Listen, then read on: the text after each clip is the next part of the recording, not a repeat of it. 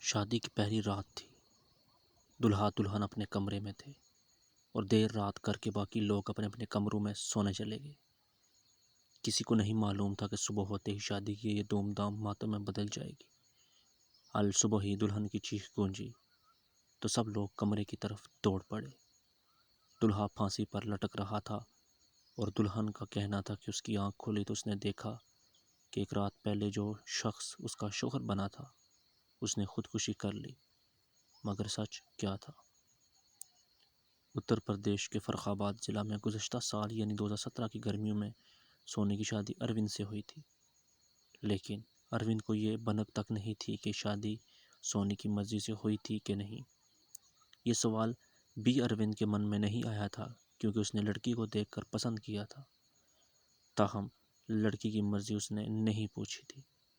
حالانکہ اروند اور اس کے اہل خانہ کو یہ بتا دیا گیا تھا کہ سونی کی پہلی ایک شادی ہوئی تھی مگر کچھ ہی دنوں میں طلاق ہو گیا تھا۔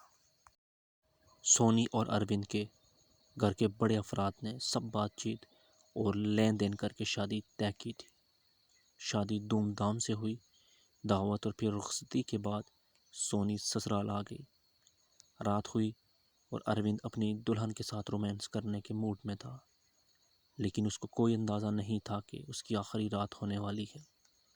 پہلے کچھ دیر تک سونی نے اروند کو قریب آنے سے روکا اور پھر باتھ روم جانے کا بہانہ بنایا۔ اروند نے اس کو باتھ روم جانے کی اجازت دے دی۔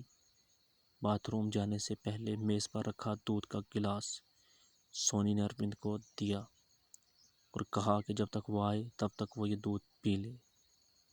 باتھ روم سے کافی دیر بعد باہر آئی سونی نے دیکھا کہ دودھ کا گلاس خالی تھا اور اروند بستر پر لیٹا خراٹے لے رہا تھا۔ نیند کی گولیاں اثر کر گئیں یہ سوچ کر سونی نے ایک فون لگایا۔ نیند کی گولیاں کھا کر وہ سو چکا ہے، کتنی دیر میں آؤ گے؟